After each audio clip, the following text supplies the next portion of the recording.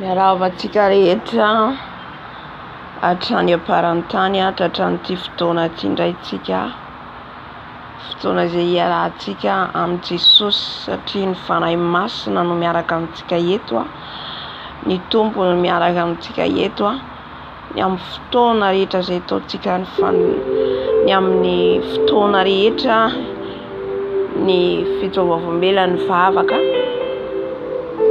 Ka alohan'izany rehetra izany tsika dia andehantsika aloha hisaotra an'Andriamanitra lehibe tratran'ity androandroany ity, tratran'ity fotoana androany ity tsika be dia be naniry hatratra izao fotoana izao fa tsy afaka, fa izao sy ianao mbola nomeny Jesosy tombonandro, izao sy ianao mbola nomeny Jesosy fotoana andaontsika hisaotra azy, hanome voninahitra azy isika, hasandratritsika ilay mpanjaka, ilay any amin'ny afo indrindra.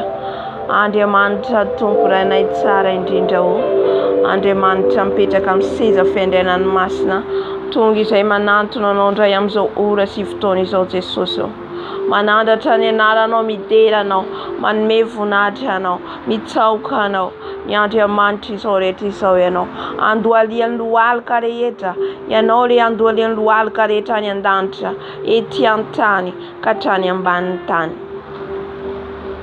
Misaotra anao a Tompo satria mbola nomenao tombonandro, misaotra anao a Jesosy satria mbola nomenao fofinaina mankasitraka Jesosy. Tsy hoe izahay no tianao loatra fa noho ny fahasoavanao no mbola maty izao anay, noho ny famindramponao no mbola maty izao anay. Izany no isaoranay ianao, izany no ankalazainay ianao, hanomezanay voninahitra ny anaranao any amin'ny avo indrindra. Lay mahery, lay mahagaga, lay tsy miovy ianao, lay be voninahitra anao.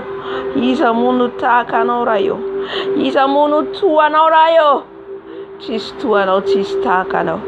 Misandrahatra any amin'ny avo indrindra ianao fa masina loatra, misandrahatra any amin'ny avo indrindra ianao fa marina loatra.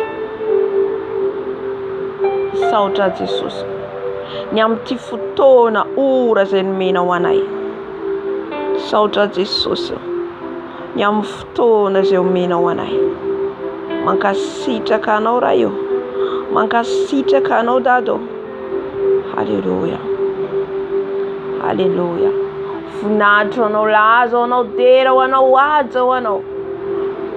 Fotoana anao zao Jesosy, fotoana nomezanay voninahitra anao. Saotra Jesosy. Amen. Andeha hifona antsika, hibebaka antsika ny amin'izay rehetra nataontsika tsy nifanaraka amin'ny sitrapony. Ianao mahatsapa inona daholo ny zavatra nataonao tamin'ity androandroany ity, inona daholo ny zavatra nataontsika tsy mifanaraka amin'ny sitrapony, na ny fieritreretantsika ary nisy zavatra nandalo tamin'io fieritreretantsika io, efa nampisaraka antsika tamin'i Jesosy izany. Ny ao anatin'ny fotsika tsy miloka nefa feno loto, feno fiatsaram-belatsy, feno fankalana, tsy fitiavana, avinavina, andaontsika hifona ry havana anatona ny seza fiandrianan'ny masina. Tompo malalo manantona anao mibebaka mifona eto anatrianao, manantona ny seza fiandriananao mifona, mangataka famelan-keloka, mangataka famindram-po, mifona eto anatrianao, mifona eto anatrianao Dado. Mpanota tsy mendrika Jesosy, ny amin'izay rehetra ataoko Jesosy, ny amin'ny zavatra kasaiko ataoko Jesosy, nefa tsy tanteraka izany. Mifona Dado, mifona Jesosy, ny teny rehetra naloaka ny vavako, ny teny fampanentenana olona, ny teny fanekena izay nataoko teo anatrianao nefa tsy vitako, hifonako, hibebako eto anatrianao Jesosy. Mifona amin'ny teny rehetra, teny nandratra ny hafa, nampalahelo ny hafa, fanendrekendrehana, fitsaratsarana, avinavina mivoaka amin'ny molotrona io, mibebaka eto anatrianao Jesosy. Mifona amin'ny fisainana maloto, mifona Jesosy, ao amin'ny fisainana na dia tsy miteny azay dia amin'io fisainana io feno loto amin'io fisainana io feno tsy fitiavana feno fakalana mifona Jesosy mifona eto anatrianao tahaka an'izany koa ny fona indrindrandrindra ao anatin'ny fo izay tsy miloka ao anatin'ny fo izay hitanao satria ianao ilay mpandinika ny fo ianao ilay mpandinika ny fora eo mifona Jesosy tiovy Jesosy ny foko tiovy Jesosy ny foko sasao Jesosy ny foko Jesosy esory ny loto rehetra ao ny tahiry fahatezerana ao no mitahiry fakalana ao anatin'ny fo izay misy tsy famelan-keloka mifona Jesosy izay tsy mahay mamela ny hafa izay mbola tazomina eo ny alahelo ny ratra-po ny fahatezerana koa mifona eto anatrianao dado mifona eto anatrianao manoloana ny seza fendrananao masina mifona Jesosy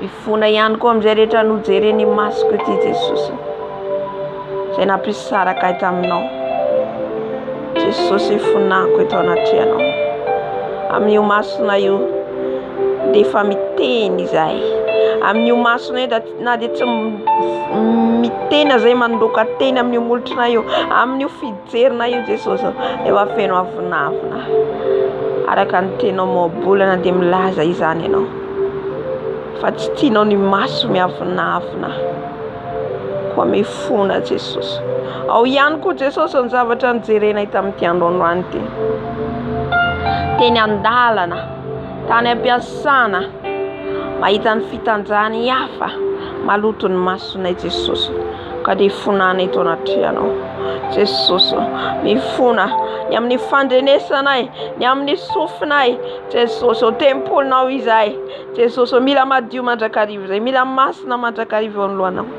mifona Jesosy ny amin'ny teny reko rehetra nandalo amin'ny sofiko ka nitondra ratra-po nitondra alahelo ao anatin'ny foko Jesosy mifona diovy ny sofinay diovy Jesosy tombo mifona ny amin'ny alehan'ny tongotro ny amin'ny ray sy ny tanako izay rehetra nataoko rehetra Jesosy ny dia tongotro rehetra na alehan'ny tongotro Jesosy na any ampiasana Jesosy ifonako eto anatrianao ny tongotro ny tanako izay rehetra ny ray sy ny tanako nefa tsy nanome voninahitra anao tsy nitondra fahamasinana teo anoloanao ifonako eto anatrianao Jesosy halleluja o sarababababa amin'izao fotoana izao tsika gataka ny rano Jesosy tsika anadio atsika anasa atsika ny rano Jesosy anadio anao tanteraka anasa anao satria mila midiovy Jesosy amin'ny rano isika ny rano rery ihany no afaka manadio atsika ny rano rery ihany no afaka manafaka atsika amin'ny fahotana amin'ny lototsika indrindra ny akanjotsika ny fitafipanatsika dia mila madio miala ny loto ny pentina rehetra satria raha misy na dia pentina ary amin'ny akanjotsika dia tsy afaka mahita an'i Jesosy itsika satria masina ny Andriamanitsika ny ota dia tsy miditra ao an-danitra ka hivavaka atsika ho diovin' Jesosy amin'ny rano Jesosy malalo diovy amin'ny ranao izay Jesosy satria ny ranao rery ihany no manadio anay ny ranao rery ihany dada malalo ny ranao rery ihany Jesosy diovy amin'ny ranao Jesosy ty tenako Jesosy manomboka amin'ny voloko ka hatrany amin'ny faladiko diovy amin'ny ranao Jesosy ny voloko diovy amin'ny ranao Jesosy ny masoko diovy amin'ny ranao Jesosy ny molotro diovy amin'ny ranao Jesosy ny sofiko diovy amin'ny ranao ny lelako diovy amin'ny ranao ny tanako ny oroko diovy amin'ny ranao ny tongotro ny lohalakako diovy amin'ny ranao ny foko diovy amin'ny ranao Jesosy ny lamosiko diovy amin'ny ranao ny tenako manontolo Jesosy diovy amin'ny ranao adio tanteraka ao alohanao diovy amin'ny ranao Jesosy ny fitafimpananay fa ianao dia milaza misy iatoko voalohany fa na dia mena tahaka ny jaka izao fahotanareo dia ho fotsiko tahaka ny oram-panala izany Jesosy diovy amin'ny ranao izay diovy amin'ny ranao izay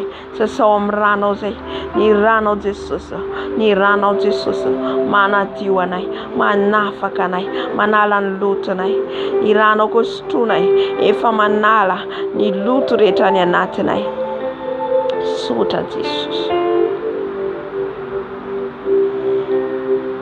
Angataka ny fanahy masina atsika, fanahy masina hitarika atsika, fanahy masina hitarika an'izao fotoana izao anokatra ny masim-panahintsika ihany koa ny amin'ny fijoroana vavolombelona izay omeny Jesosy atsika eto ny fijoroana vavolombelona izay ataontsika eto dia ho voninahitry Jesosy irery ihany, azy irery ny voninahitra any an-danitra ety an-tany hatrany ambanin'ny tany. Ka ny fijoroana vavolombelona izay ho renesitsika dia mba hiaino tsara atsika tsy tahaka ny idirantsika ny voantsika, fa misy zavatra voaraintsika ao, misy zavatra manandrify atsika ao, misy zavatra manandrify atsika foana. Ary ho sokafan'ny fanahy masina ny masom-panahintsika ny zavatra mbola tsy rentsika no rentsika, zavatra mbola tsy fantatsika, misy révélation omeny atsika. Angataka amin'ny fanahy masina atsika ho fenoiny, angataka amintsika mba handray zava-baovao avy aminy. Alleluia. Fanahy masina midina manatreza izao fotoana izao, fanahy masina midina manatreza izao fotoana izao, fanahy masina avy mameno anay, fanahy masina avy mameno anay. Fenoy anao zay fanahy masina, manomboka any amin'ny lohanay ka hatrany amin'ny faladinay. Ianao fanahy masina no ilainay, ianao fanahy masina no angatanay, hidina eto, hiteny aminay, ameno anay, amelombelona anay. Midina fanahy masina, midina fanahy masina, midina fanahy masina. Fenoy anao izao fotoana izao, enoka ny voninahitra ao izao fotoana izao, niafinao iredareda eto fanahy masina.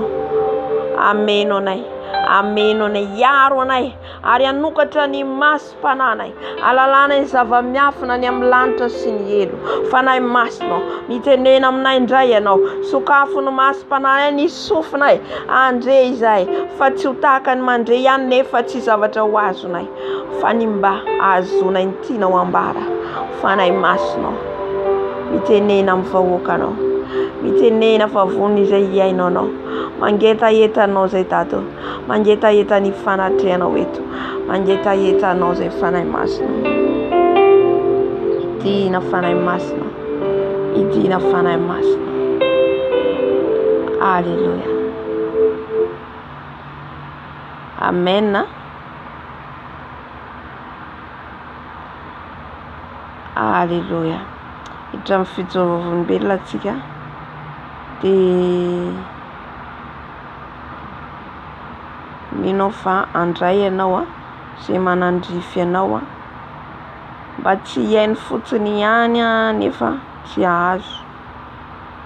Fa izay rehetra renesitsika eto mandray taratasy tsika, za moa tena hoe mandray anoty satria ilaitsika ireny. Amen. Alleluia. Dia androany zany tsika andray ny fijoroam-vavolombelona mety ho lavalava kely ny omaly sy ny androany mba tsy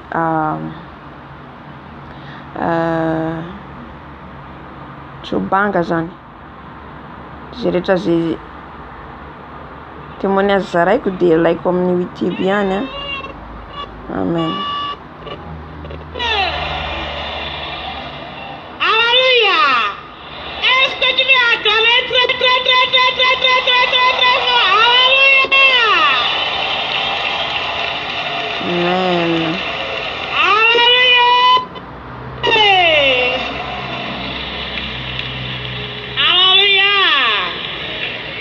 Tu es vraiment béni. Alléluia. Parce que tu es à la bonne place. Alléluia. J'ai dit, tu es vraiment béni parce que tu es à la bonne place. Je rends gloire à Dieu pour ce programme vraiment important. Je me réjouis vraiment d'être au milieu de vous. Alléluia. Je rends gloire à Dieu pour la vie de Papa Dion et les Togolais qui sont ici connaissent là-bas. Là où on fait les cérémonies de prise de pierre. Alléluia. Je veux que, après avoir écouté ces messages, je souhaite que tu prennes une décision vraiment importante. Je veux que tu te décides.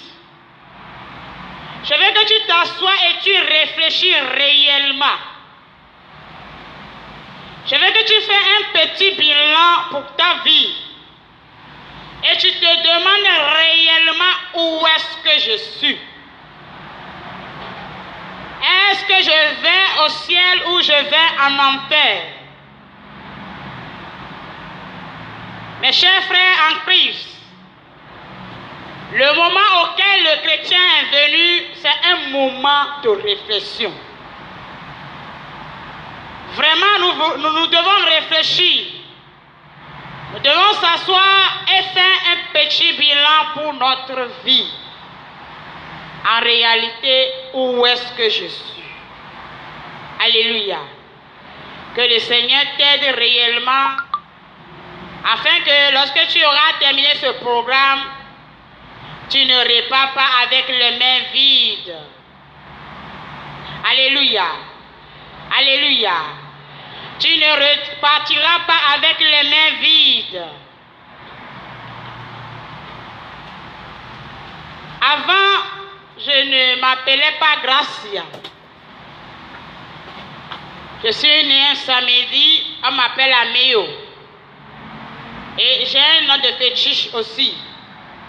Il dit Anidosi, qui veut dire descendant d'arc-en-ciel. Alléluia. Déjà à l'âge de 7 ans, j'étais victime de la séparation de mes parents. Et là, j'étais très vite sevrée et on m'a laissé chez ma grand-mère à Fagna. À l'âge de 7 ans, un événement s'est passé dans ma vie. Mes amis, je vous dis que jusqu'à 7 ans, je n'ai même pas commencé le CP1. Parce que mon papa disait que je devais rentrer dans les couvents. Ce que ma maman refusait. Alléluia. À l'âge de 7 ans, j'avais dit, j'étais rapidement chez la grand-mère qui est au village. Et ma maman était venue à Lomé. Un jour, c'était un vendredi. En ce moment, c'est les moments champêtres. Au Togo, dans les villages, il y a les moments de chant. Personne n'est jamais à la maison. Un midi, j'étais à Nord-Devanture. Et là, la séparation de mes parents m'a tellement marqué que j'étais toujours triste. Alléluia. J'avais perdu la joie depuis l'enfance. Je me disais déjà la vie était injuste avec moi. Et là, le vendredi là, j'étais seule. La cour était vide, il n'y avait personne. Et c'est là, j'ai eu la visite de 2 personnes. Un homme et puis une femme. C'était des blancs. Et là, les 2 personnes m'ont dit que, tu vois, tu es triste. Personne ne t'aime. Nous, nous t'aimons. C'est pourquoi nous sommes venus à ton secours. Si tu es d'accord, tu viens avec nous. Et naïvement, je les ai suivis. Mes amis, nous sommes rentrés dans un puits. On est rentré jusqu'au moment où nos pieds ont touché l'eau. On est rentré dans une ville. Ce qui est bizarre, tout le monde qui était dans la ville avait porté de queue. J'étais la personne qui était différente. Et là, il était vraiment fier. Voilà un homme, je peux dire, un homme de 200 ans qui est venu à mon accueil. Et puis l'homme là m'a embrassé. Quand il m'a embrassé, j'ai senti que quelque chose s'est sorti de moi comme ça, dans une salive. Et là, le monsieur là m'a dit, bienvenue dans le royaume indien. À partir d'aujourd'hui, si tu veux, tu peux venir avec nous au moment n'importe où tu veux. Alléluia. Et là, on est encore revenu. Quand on est revenu, les deux personnes là m'ont dit, tu sais, à partir d'aujourd'hui, tu es avec nous. Mais garde à toi, le jour où tu vas dire ce secret à quelqu'un, tu mourras. Dis Satan est menteur. Alléluia. Satan est vraiment menteur. Il dit, le jour où tu vas dire ça, tu mourras. Et là, moi aussi j'ai gardé le secret. À 9 ans, c'est à 9 ans que moi j'ai commencé le CP1. Alléluia. Et déjà, 10 ans, 12 ans, les problèmes ont commencé dans ma vie. Je deviens insupportable. J'étais vraiment querellique. Je boxais. Je suis une petite fille, mais je peux frapper des hommes. Alléluia. Et quand on se bagarre, si ton sang ne sort pas, je ne me calme pas. Arrivé à un moment, alléluia. Arrivé à un moment, on m'a exclu de l'établissement parce que je deviens trop querellique. Chaque fois, mes parents devaient payer les médicaments parce que je blessais toujours les gens. Bon, la grand-mère ne pouvait pas me supporter. Là, on m'a renvoyé chez ma maman lorsque j'avais 13 ans. Et là, ma maman s'est déjà remariée. Et là, ma maman aussi ne pouvait pas me supporter. Parce que moi et ma maman, on se bagarrait chaque jour. Alléluia. Arrivé à un moment, ma maman qui me dit, en tout cas, je ne peux plus te supporter. Maintenant, personne ne veut plus de moi. Qui va réellement me garder maintenant? Voilà, on a fait conseil de famille. On a dit, il y a un de mon oncle qui est tellement violent. Là, on va me déposer chez lui.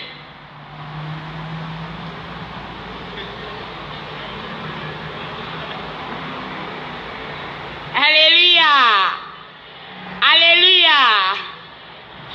Jésus est Seigneur.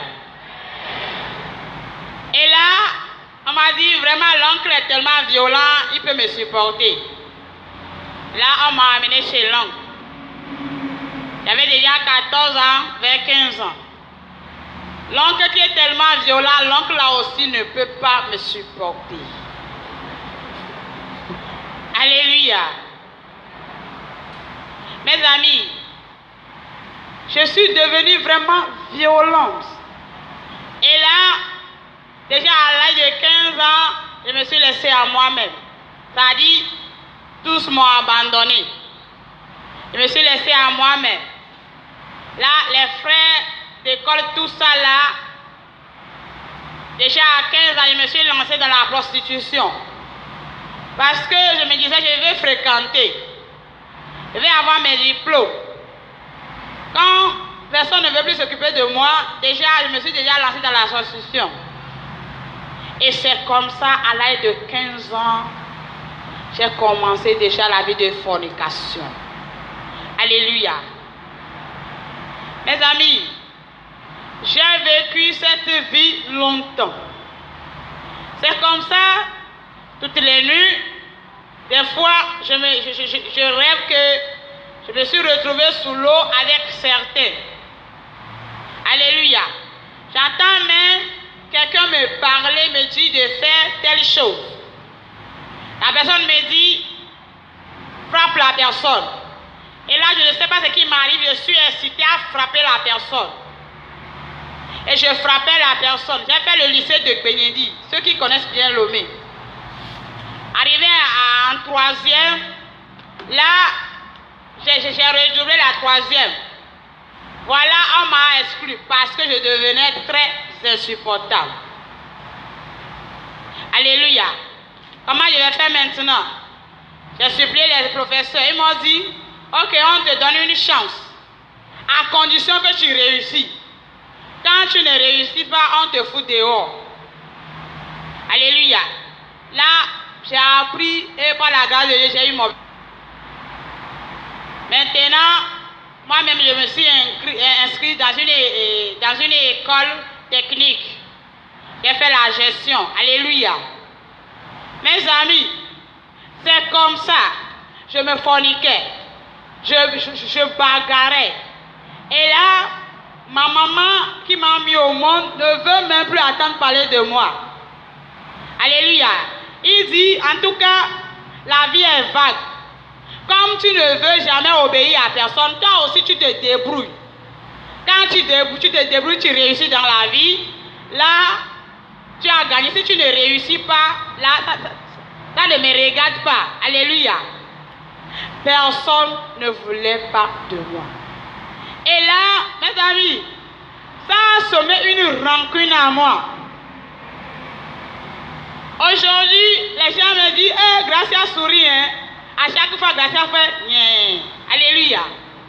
Avant là, je ne savais même pas ce qu'on appelle le sourire. Quand je rentre dans la douche, il y a un miroir, je fais comme ça. Alléluia. Sourire même, je ne sais pas. Je ne sais pas comment on sourit. Alléluia. Parce que je ne souriais pas. Et là, en seconde, il y a une maman qui m'a parlé de Jésus. Il m'a dit, tu sais, Jésus t'aime, mais malgré tout ce que tu fais là, Jésus t'aime, Jésus est mort pour toi. J'ai dit, si Jésus m'aime, Jésus va me donner de l'argent. En tout cas, s'il est d'accord, moi je vais aller à l'église. Mais les boîtes de nuit, je vais toujours aller. Et la maman l'a dit, en tout cas, il n'y a pas de problème. Tu peux aller à l'église, tu peux aller dans les boîtes de nuit. Alléluia. Et un jour, la maman m'a invité à l'église. Là, ils ont fait les choses. C'était un programme de jeunes filles. Bon, j'étais intéressée. Et moi aussi, j'ai dit, mais à partir d'aujourd'hui, je vais venir dans cette église. Mais, mes amis, quand je suis venu, je devais recevoir Jésus comme mon sauveur et Seigneur personnel. Mais je n'ai pas franchi cette étape. J'étais dans l'église comme ça. Je venais à l'église. Alléluia. L'expérience que moi j'ai faite, ma soeur, mon frère, le nombre d'années que tu fais à l'église ne fait pas de toi un enfant de Dieu. C'est Jésus qu'on reçoit comme son sauveur et Seigneur personnel. C'est Jésus-là qui te fait un enfant de Dieu. Tu peux être n'importe quoi à l'église, excusez-moi, même diaconesse, responsable, mais tu ne peux pas recevoir Jésus. Alléluia.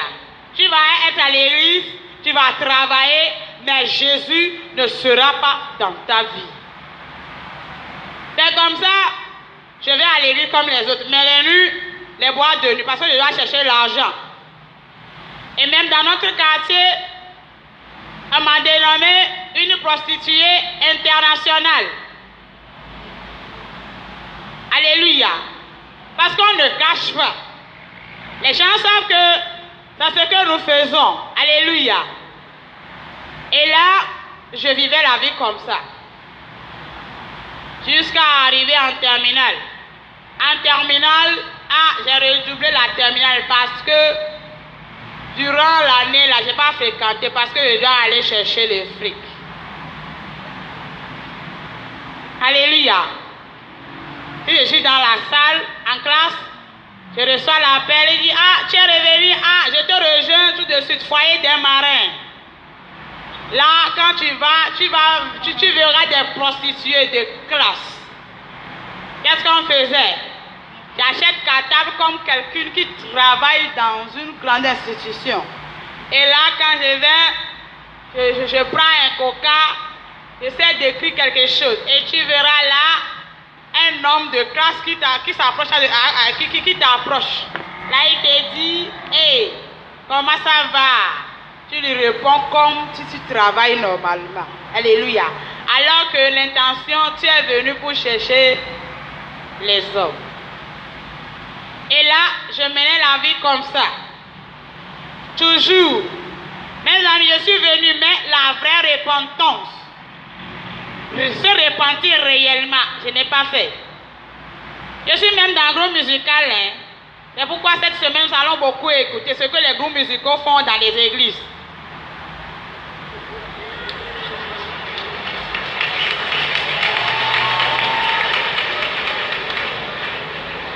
Alléluia.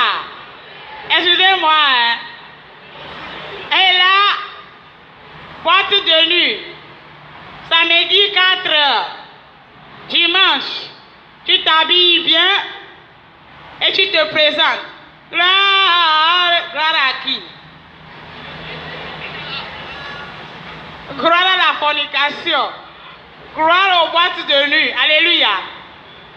C'est comme ça. Excusez-moi, comme dans nos églises aussi, le Saint-Esprit n'est pas là. Parce qu'avant toutes ces choses-là, les manifestations du Saint-Esprit, tout ça là, moi je ne crois pas. Parce qu'il n'y a même pas ça dans nos églises. Alléluia. Quand tu fais ça, même on te fait même la bouche. Alléluia. C'est pourquoi maintenant j'aime vraiment les églises charismatiques.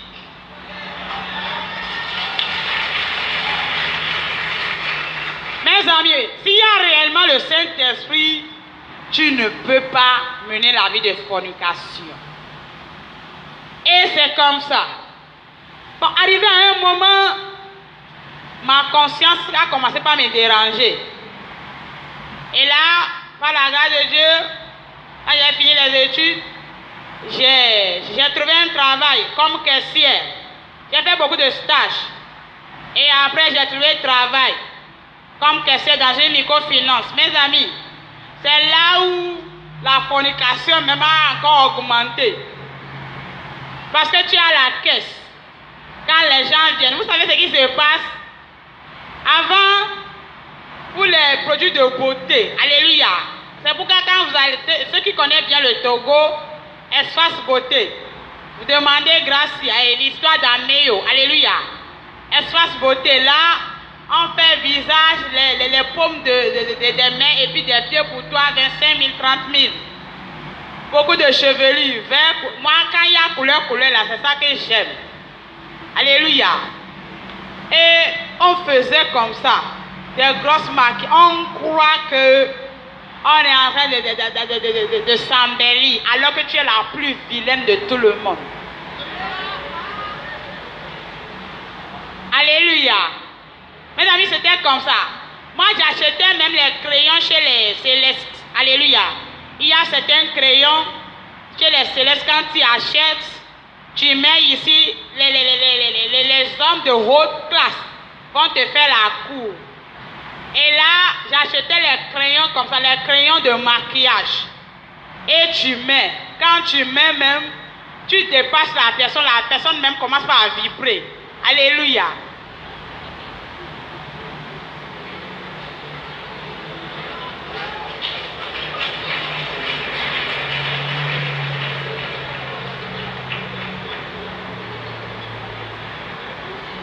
Alléluia.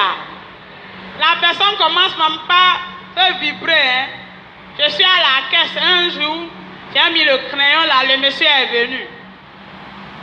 Il est venu avec un chèque de 500 000. Et il a pris l'argent, la manière. Mon crayon là, il m'a donné 200 000 en même temps. Alléluia. Mes amis, l'argent là même, on ne fait même rien avec. Tu vas manger. Tu vas acheter les habits de bébé là, que tu vas porter comme ça. Alléluia. Moi, je n'ai jamais même acheté de pagne. Ma première fois à l'église, j'ai porté un pantalon comme ça. Bon, quand je suis venu, j'ai vu que personne n'a porté pantalon. J'ai porté pantalon avec un habit serré comme ça. Avec une chevelure, personne ne m'a rien dit, mais j'étais tellement gênée. Je n'ai jamais acheté ce tissu pagne même. Des choses comme ça. Habillé. Toi, une grande personne, tu t'habilles comme un bébé. Tu vas apporter les chaussures, haut talons, bottes.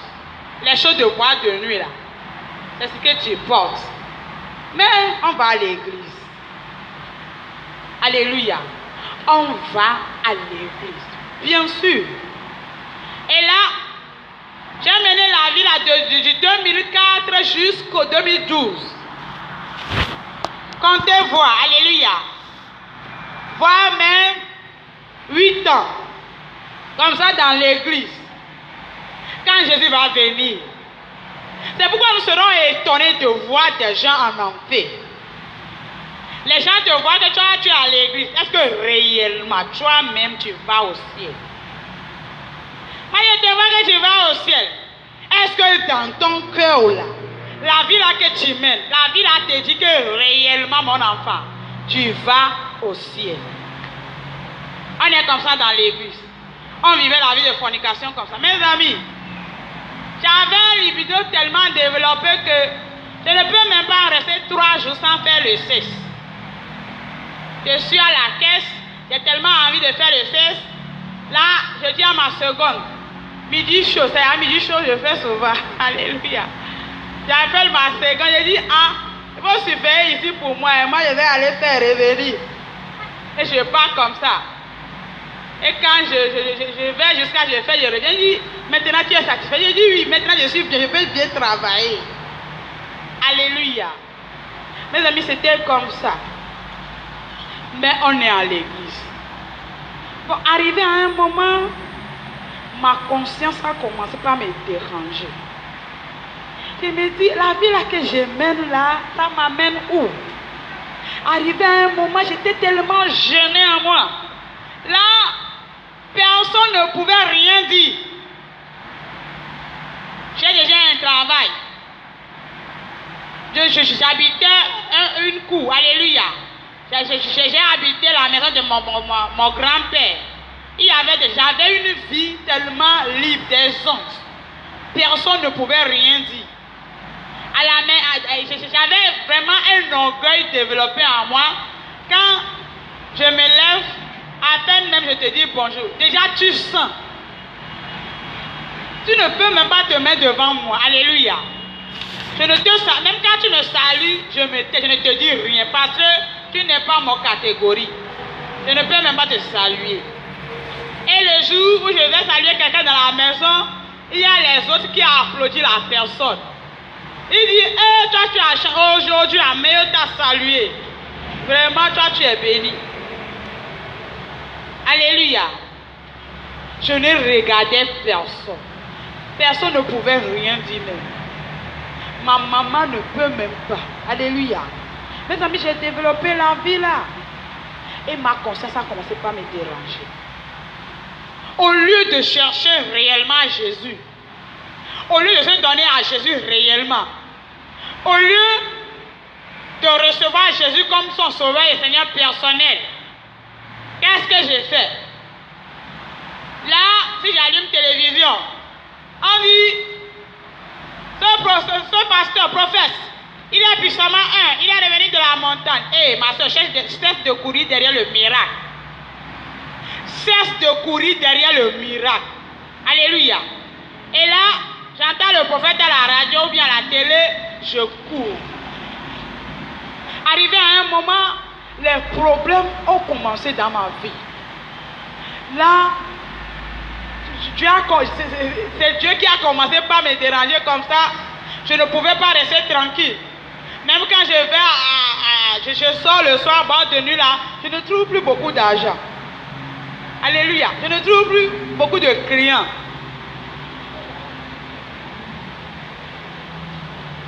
Alléluia.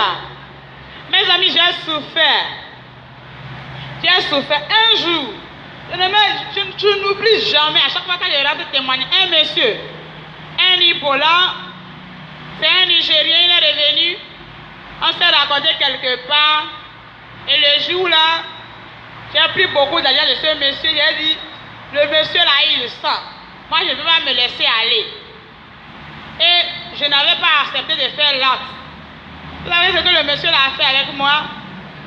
Il m'a pris dans sa voiture. Il y a un rio au Togo qui dit, qu'on appelle riz de l'Ocam. Il a roulé la voiture dans le noir de la nuit. Il m'a fait sortir comme ça. Il a fermé le portail sur l'habit que j'ai porté. Il a commencé par rouler. Et là, il me traînait comme ça sur les goudrons. Ici, jusqu'ici, là, ça collait seulement sur les goudrons. Le sang coulait comme ça. Et après, le monsieur là m'a bien frappé.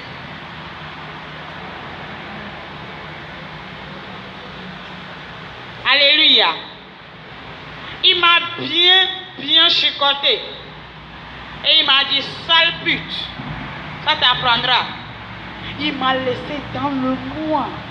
Le problème, c'est que vers 1h du matin comme ça, dans le noir, il m'a tellement frappé, je ne peux même pas me lever pour marcher. Et voilà, les voitures de policiers qui ont fait patrouille, ils sont venus à moi, ils disent, hey, vous les jeunes filles, regarde comment on t'a fait. Et c'est les policiers là qui m'ont pris pour amener jusqu'à la maison. J'ai fait seulement 3 jours au lit. Hein. Quand je me suis relevé, c'est encore plus pire. Alléluia.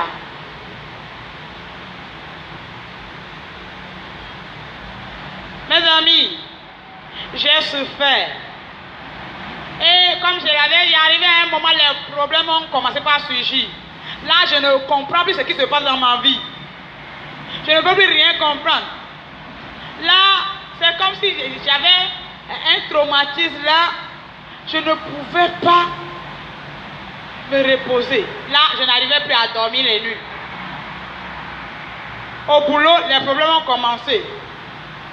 Parce que, comme j'avais les problèmes de tête, quand quelqu'un vient à la caisse, et là, la personne voulait prendre 100 000, c'est là où je donne 150 000. C'est là où je donne 120 000 surplus. Et les gens qui n'ont pas de conscience et éveillés, ils partent avec. Les gens qui sont touchés, ils me remettent. C'est comme ça, les soirs là, ma machine là qui affiche de grands écarts. L'écart 100 000, 50 000. Et là, voilà mon chef qui dit, oh, qu'est-ce que tu as, quel problème? En réalité, je te connais, tu ne voles pas. Je dis oui, directeur, je ne vole pas. Mais le problème que j'ai maintenant, c'est plus que de voler. Alléluia. Là, la manière, bon, malgré tout ça, j'aime vraiment mon travail. Hein. J'aime mon travail et puis je fais ça aussi. Donc à la fin, je combine les deux sommes là, c'est beaucoup. Alléluia. Et là, qu'est-ce qui se passe? Quand les problèmes ont commencé par... Je n'arrivais plus à dormir les nuits. Là, j'ai commencé par fumer de la drogue. Alléluia. Quand je fume comme ça, bon, ça m'aide à dormir au moins 2 heures. 2 heures, je dors, je me réveille encore. Toujours dans les problèmes. Je fume toujours. Mes amis, j'ai fumé jusqu'à... Un jour, je suis tombé malade. Le docteur, il a pris mon sang. Il dit, hey, regarde comment ton sang est noir. Ma soeur, cesse de fumer. Il dit, non, un jour là, tu vas mourir comme ça. J'ai dit, quand je meurs même, ça me va. Arrivé à un moment, j'ai commencé à chercher la mort comme ça. Parce que je ne pouvais plus. Alléluia. Je ne pouvais plus. Je commençais à boire, je buvais. J'ai souffert. Mais ma solution est à côté de moi. Le problème est que j'y travaille. La solution est là. Hein. Jésus là, il est à côté de toi. Jésus là, il est là. C'est le simple de recevoir Jésus comme ton sauveur et Seigneur personnel et de lui soumettre son problème. Mais là, moi je ne savais pas. Mais Jésus, il est là. Bon, qu'est-ce que je faisais? Comme je l'avais dit, quand j'allume télévision, on dit, le pasteur, il est revenu de la montagne. Là, on dit, conférence ici. Ah, oh, pauvre Gracia. Moi aussi, je cours. Et quand je vais, vous savez ce qui se passe? Piwata, awa, que vous vendez ici, 50 francs. Là, on dit, vous qui avez les problèmes, venez. La solution, là, c'est le wata, maintenant, c'est l'eau. Et là, vous vous alliez. Piwata, awa, que vous prenez 50 francs. Là, on dit, qui va prendre Piwata 100 000? Et en tout cas, pour 100 000, c'est une fois. Mais pour 50 000. On dit, qui veut prendre pour 50 000? Oui, voilà, grâce à elle là. On dit, arrivé à la maison, il faut boire Piwata, il faut beaucoup boire Piwata. Et puis les problèmes vont disparaître.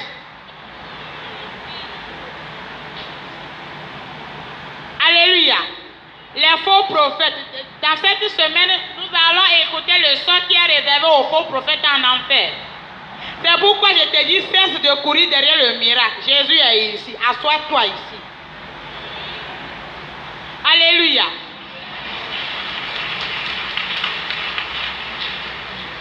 Et là, si je n'achète pas Piwata, qu'est-ce que j'achète?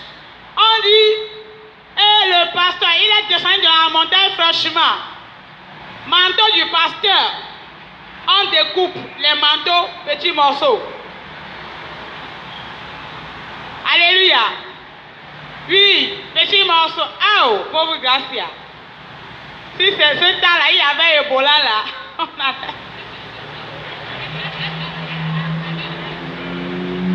Alléluia. Et là, on découpe le morceau du manteau du pasteur. Pour 100 000, là, c'est un peu gros. On découpe le manteau jusqu'à 5 000. Vous avez dit, pour 100 000, vous prenez 50 000. Oh, c'est 50 000. Je suis là. On est arrivé à la maison, prenez un bidon d'eau, mettez le manteau dedans. Commence à prendre un verre chaque jour. Alléluia. S'il y avait Ebola là, commence à prendre.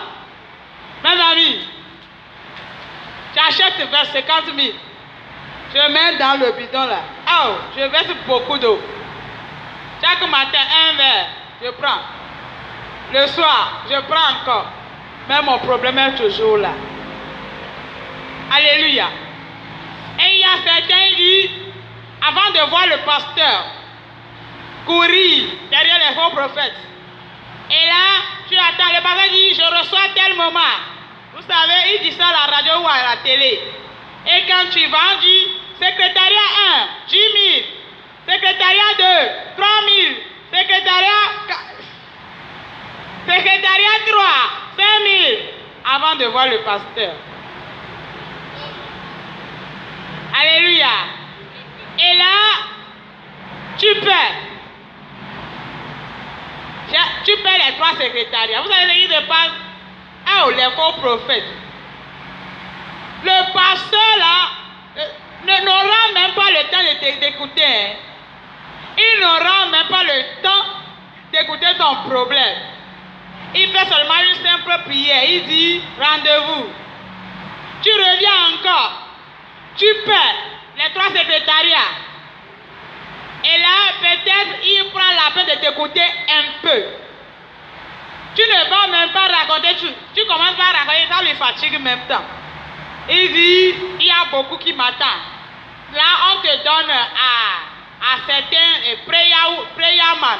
Et là, tu verras des gens qui vont prier comme ça avec des bâtons. Pour faire des délivrances aux gens, on te chicote.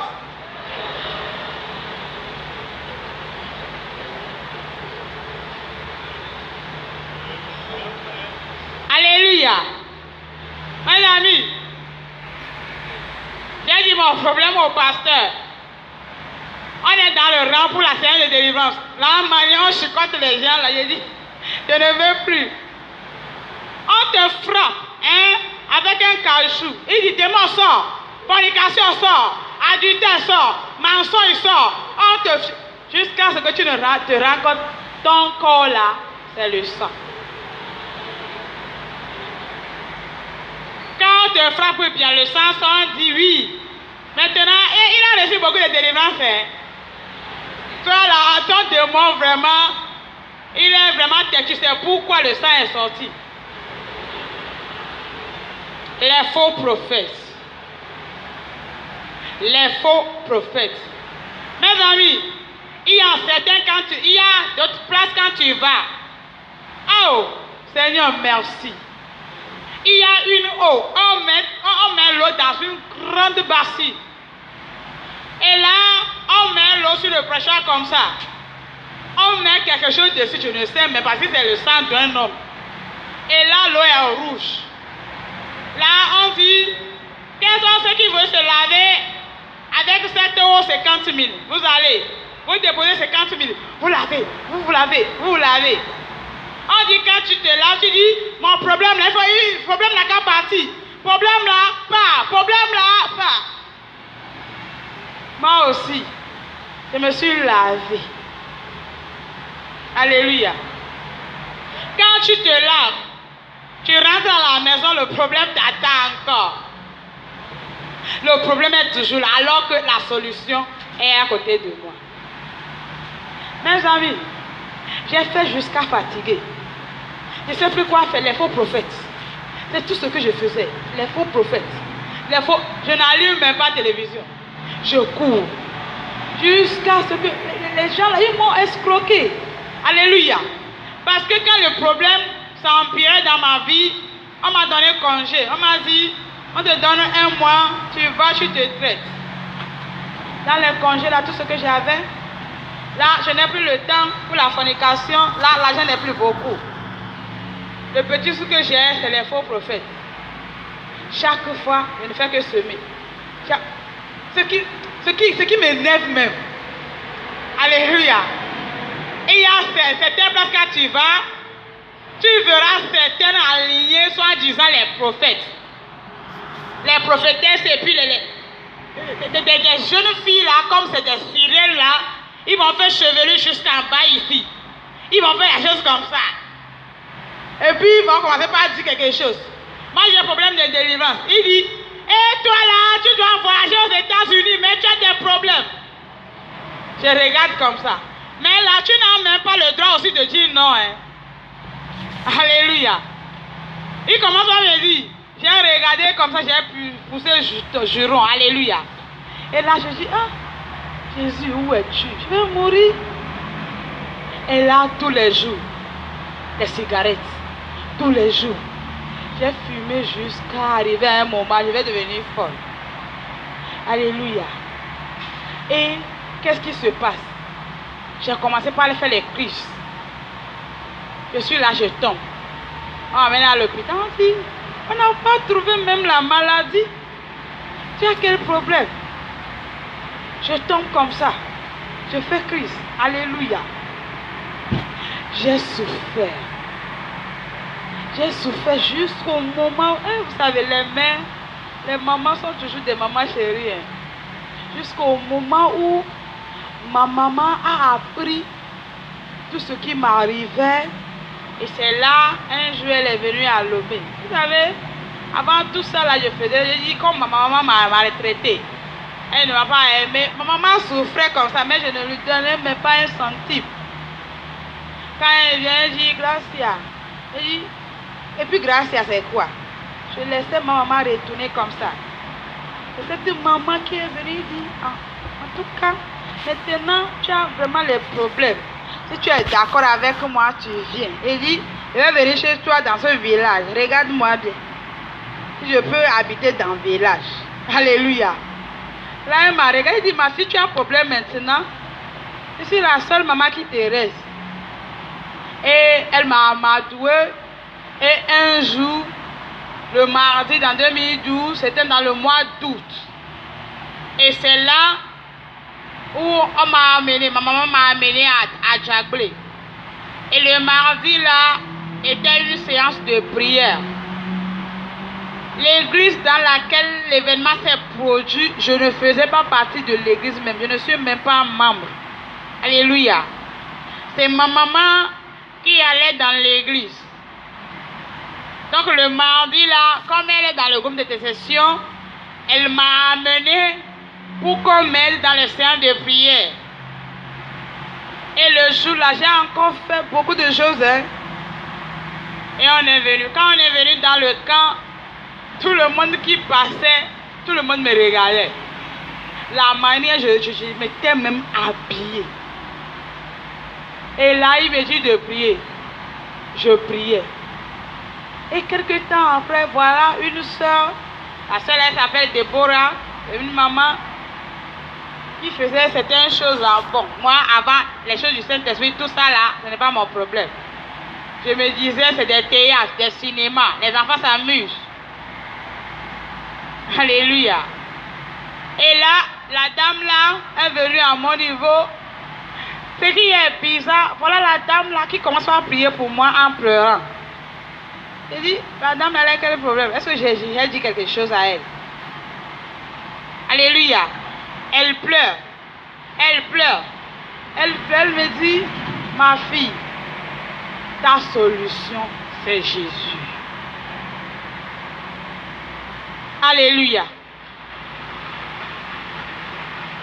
Et là, j'ai dit, où est Jésus? Et je souffrais comme ça. Jésus était où? Il dit, Jésus est là. Ce qui est bizarre, voilà la dame là qui me dit, Jésus est mort pour toi. Jésus t'aime. Il est mort pour toi. Jésus a tout accompli. À partir d'aujourd'hui, fini les boîtes de nuit. J'ai dit, je t'ai dit quelque chose de boîte de nuit. Alléluia. Et puis, ce qui est bizarre, voilà la dame là qui commençait à lire du profondeur de mon cœur. La dame là qui me révèle les choses cachées dit, fini les boîtes de nuit, fini les relations d'hommes.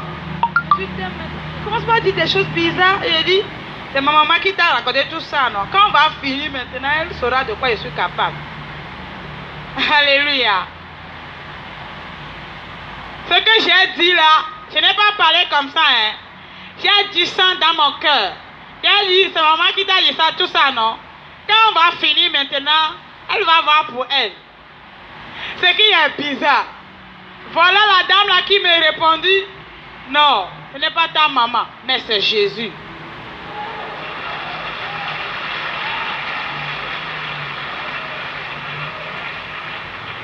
Et là, mes amis, j'ai eu peur. J'ai freiné. En même temps, il y a une guerre dans mon cerveau.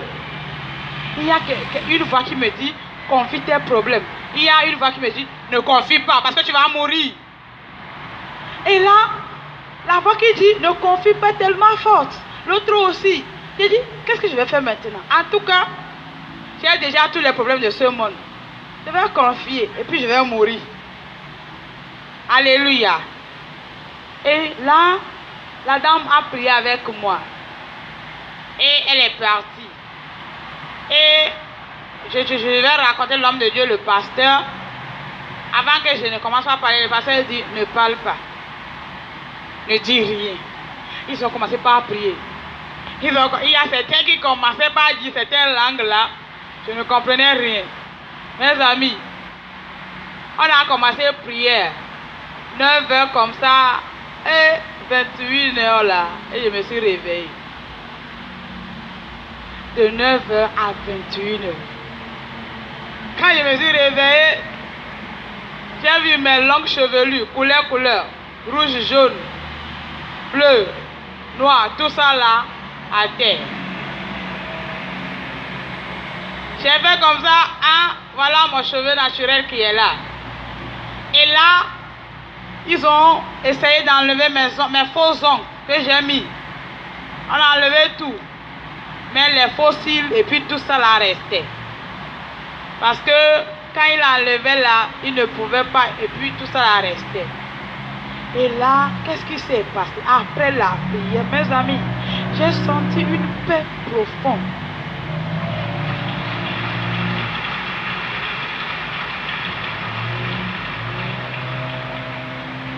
Une paix vraiment profonde. Moi qui devais fumer avant même de dormir 2 heures, le jour là, après avoir me touché, j'ai commencé à dormir. Je me suis réveillé le lendemain, 9 heures. Alléluia.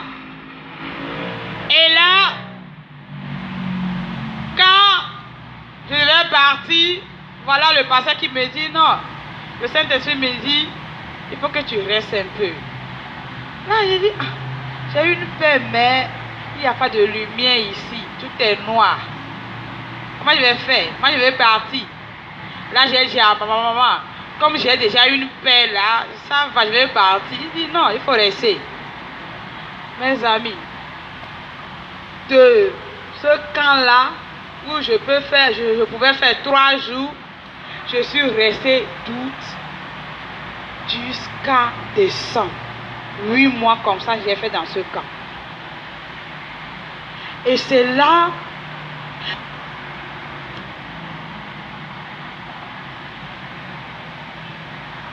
j'ai eu réellement ma délivrance.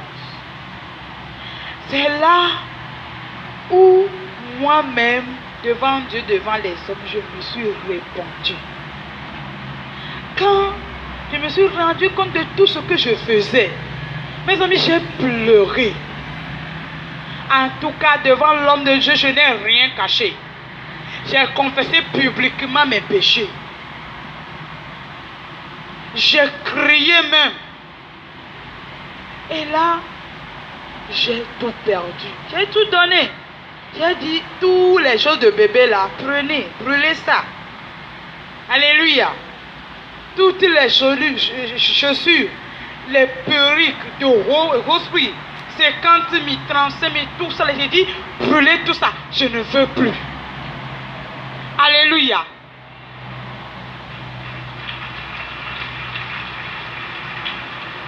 Et ils ont tout brûlé. Maintenant, je suis revenu à 0. C'est le pasteur qui va me nourrir maintenant. Il vient, il dit 2000. Il dit 2000 jusqu'à la fin de la semaine. Comment je vais faire?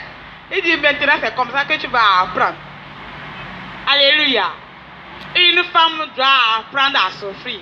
Parce que je serai au foyer. Dimanche, papa me donnait 2000. On me cherchait les condiments. Je gérais 2000 jusqu'à dimanche. Alléluia. Ce n'est pas encore fini. Un jour, personne ne m'a même dit d'aller me raser. Et là, je suis allée voir le coiffeur. J'ai dit, raser tout ça. J'avais un grand chevelu. Et là, le coiffeur me dit, ma soeur, j'ai dit, il faut tout raser. Et là, on a tout rasé pour moi. Personne ne savait. Quand le pasteur est venu, il dit, qui t'a dit de faire ça? J'ai dit, je veux me raser pour avoir la paix du cœur. Alléluia. Moi, les mèches, tout ça là, me fatigue. Je ne veux plus faire. Je ne veux plus mettre les mèches. J'ai mis une mèche jusqu'à ma tête là. Quand tu touches comme ça, ça fonce.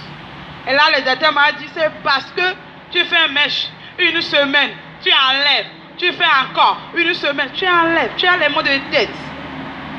Et là, j'ai dit, enlevez tout. On a tout enlevé. Mes amis, avant, je ne savais rien. Même balayer chambre là, c'est un problème pour moi. Les cils là, je ne faisais pas parce qu'il y a la presse. Même mes dessous, c'est ma petite soeur qui fait ça. Parce qu'il y a ma petite soeur qui, moi, que je nourrissais. Même mes dessous, c'est ma petite soeur. Voilà le pasteur là qui va m'éduquer maintenant. Alléluia.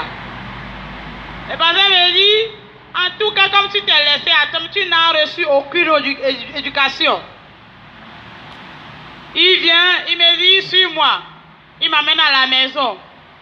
Maintenant, on fait tout sortir les lessives. tellement pourri là, on met beaucoup à côté. On met bassine, nous savons tout. Et là on dit, commence par laver ça. J'ai commencé par pleurer.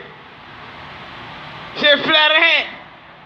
Et quand je pleurais, papa dit, en tout cas, les pleurs là, ça ne tue pas. Tu peux pleurer du matin jusqu'au soir, mais tu vas laver. Alléluia. Je lavais. Et là, on va me donner une douche vraiment sale, pourrie. Là, on dit, commence par laver la douche. J'ai dit, moi, vous tous là, vous avez lavé, moi je vais laver douche pour vous. Et là, le pasteur dit, oui.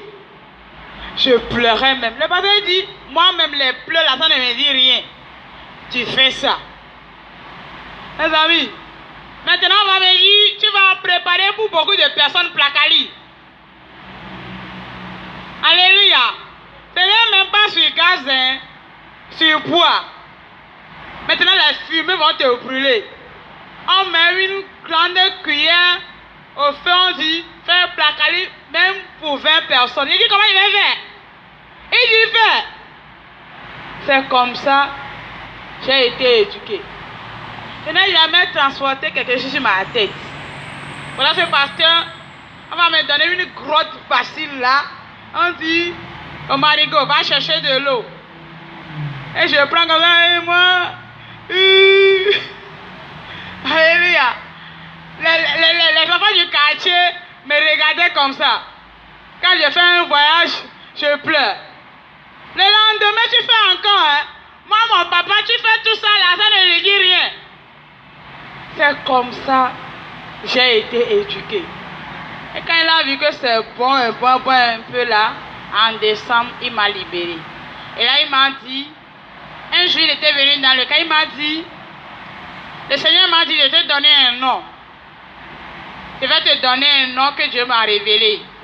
Et c'est là, il a fait sortir le nom Gracia.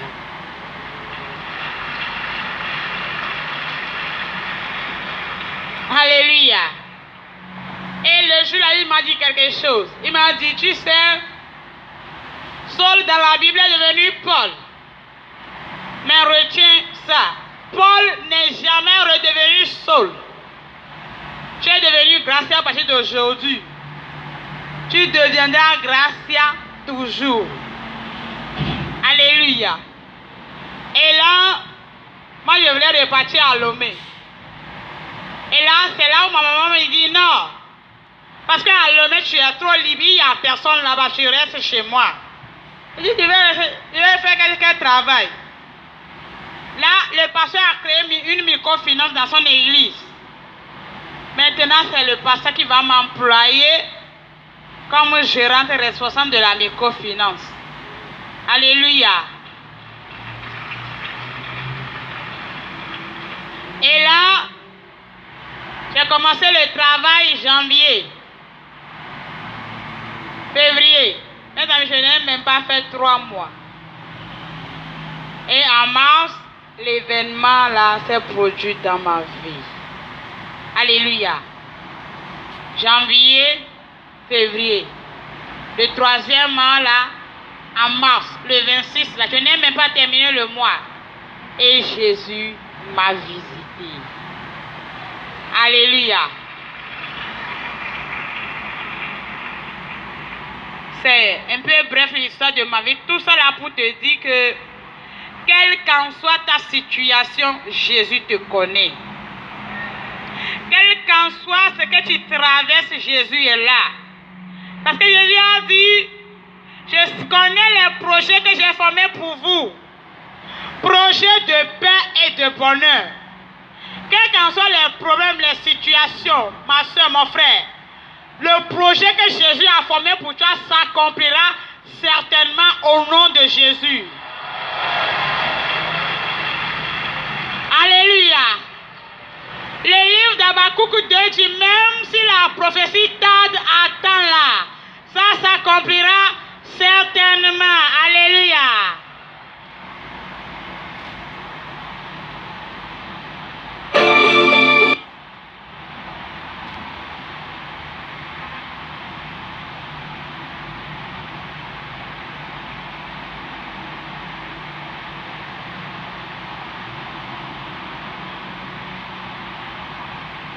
ou bien tu as donné ton apport.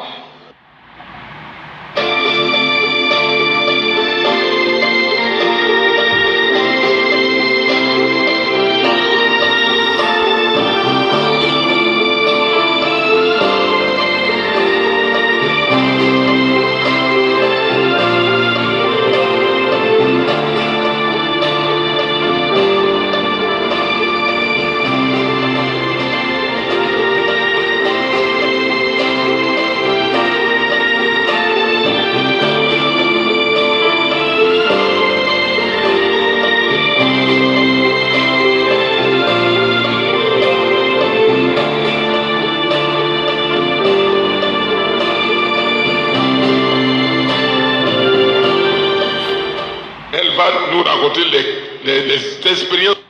Et je crois que après avoir terminé ce programme, tu ne seras pas toujours la même personne.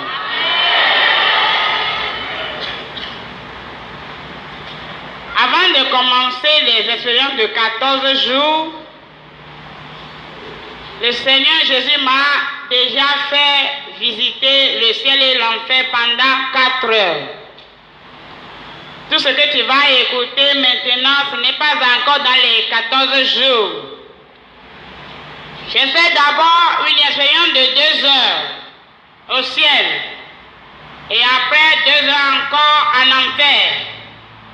Et après cela, j'ai commencé les 14 jours.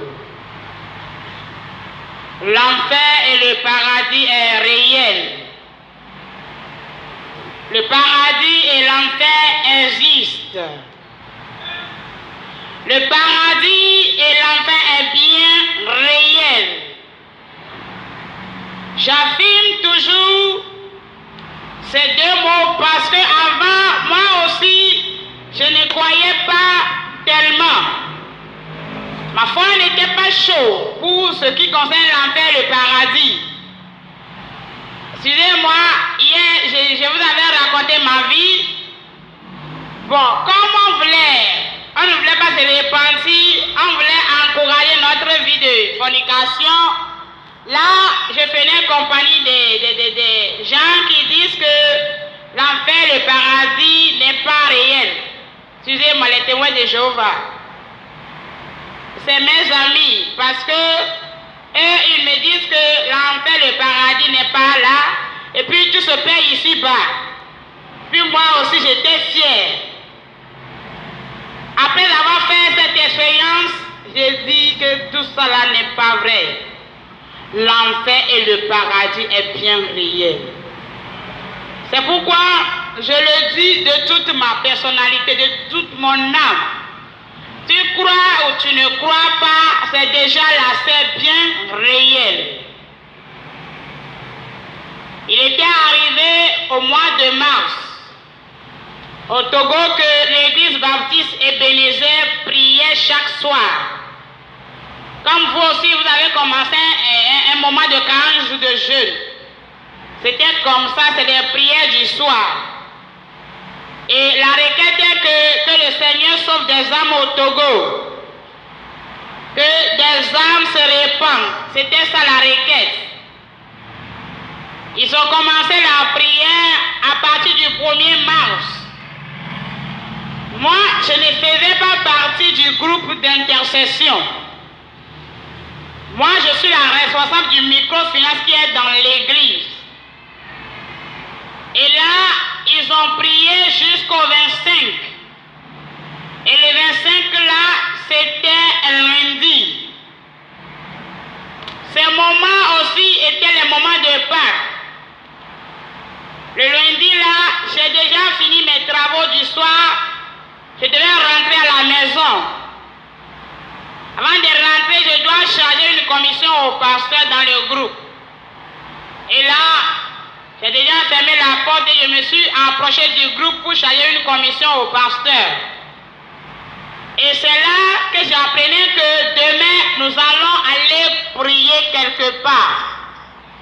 Nous allons aller prier dans un champ. Comme je l'avais dit hier, l'église baptiste Ebenezer avait un camp de prière. Et chaque mardi, les gens venaient pour des requêtes de prière. Mais les intéressés, le pasteur se disaient que nous voulons bien préparer la Pâque. Nous ne voulons pas que les gens nous dérangent. Pour cela, nous allons nous réfugier pour bien prier, pour bien préparer la Pâque.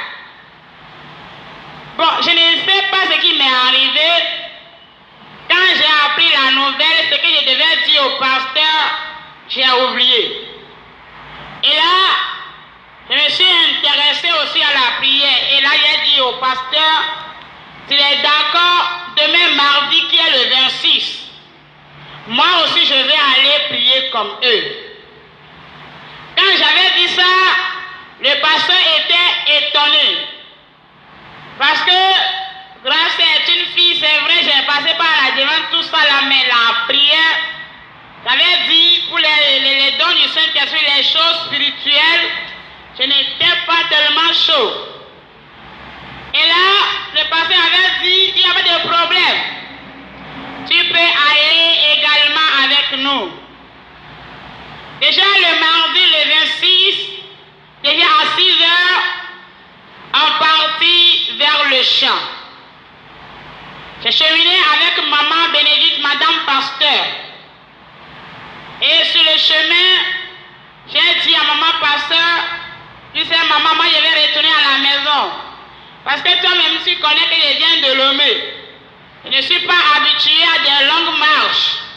Là, moi je vais retourner. Et là, elle m'a encouragée. Arrivé à un moment, je me suis retournée même. La dame l'a accouru pour me rattraper. Et il m'a dit, Gracia, tu sais, bientôt nous allons arriver au champ et on va prier, on va vite revenir à la maison. Quelques minutes après, nous sommes déjà au champ. Le jour-là, la méditation était tirée dans Jérémie 29, versets 11 à 14. Là, Dieu dit, je connais les projets que j'ai formés pour vous. Projets de paix et de bonheur. Après la méditation, le pasteur nous demandant de prier. De prier pour le Togo. De prier pour la paix au Togo. J'étais sous un arbre avec une madame. On était couchés ensemble sur un pan. Suivez-moi, la dame là, elle est prophétesse. On pria jusqu'à arriver à un moment, le Saint-Esprit a commencé par manifester la dame. Elle s'exprima en d'autres langues que je ne comprends pas. Moi, je ne comprends rien. Alléluia. Et là, je l'ai touché, j'ai dit, madame, tu sais, tu n'es pas seule ici. Gloire à Dieu.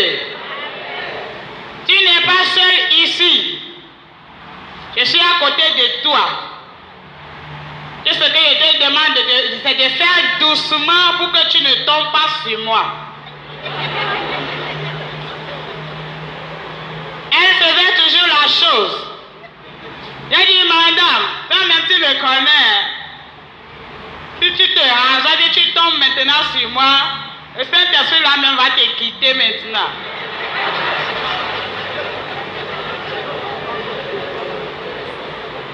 Et là, elle faisait toujours la chose. Bon, moi j'étais énervé, le pain était à moi. J'ai pris le pain d'une manière violente et j'ai fait tomber la dame là par terre.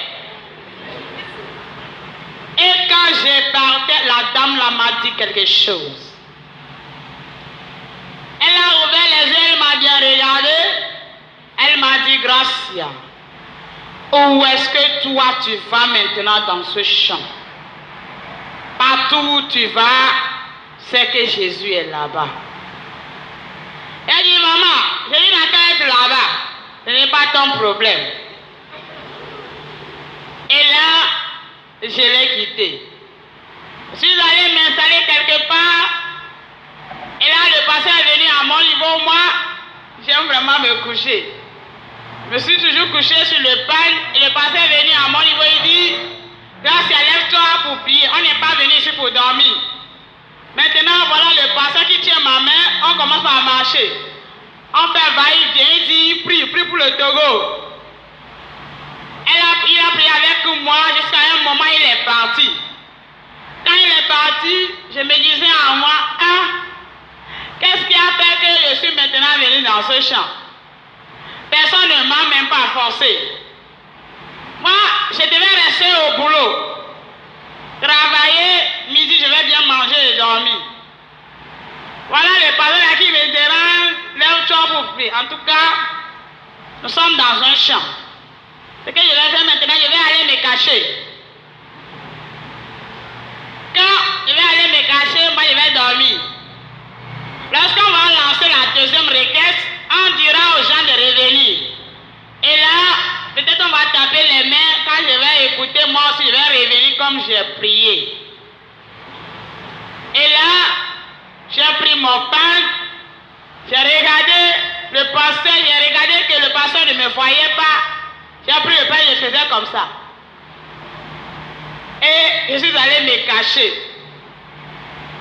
Quand je suis allé me cacher, voilà un cantique qui me force de la chanter. Moi, je vais me cacher. La chanson là, c'est comme si quand je ne chante pas là, je vais vomir.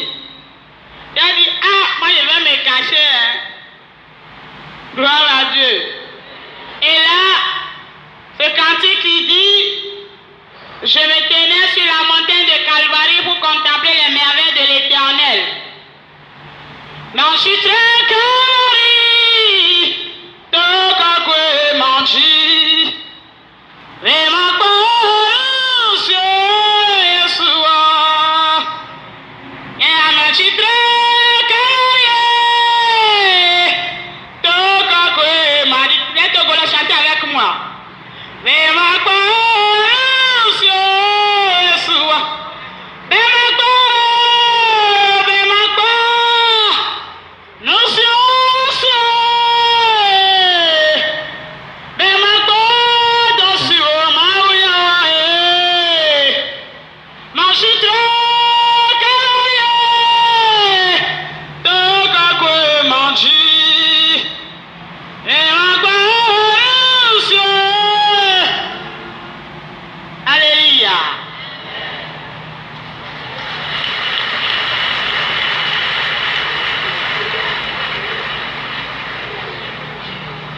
Merci beaucoup à mes mamans togolais qui ont chanté avec moi.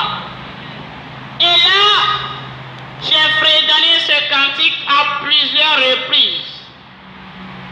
Quand je voulais même arrêter, la chanson refusait de s'arrêter. J'ai chanté jusqu'à un moment, j'ai terminé. Quand j'ai terminé la chanson, j'ai remarqué que il y a une lumière qui venait d'en haut qui s'est projetée sur moi. Bon, je me suis rendu compte que la lumière là n'a rien à voir avec le soleil qui nous brûlait dans le champ. Parce qu'en ce moment, le soleil était vraiment au tympan, le soleil nous brûlait. Mais la lumière là n'a rien à voir avec le soleil. Et là, j'ai levé mes regards pour regarder ce qui se passe. C'est là où j'aperçois deux personnes. Ce n'étaient pas des blancs ni des noirs. Des très belles créatures. Les personnes là qui avaient des ailes, qui étaient habillées dans une robe blanche jusqu'aux pieds. Mais ce qui est bizarre, les personnes là rayonnaient.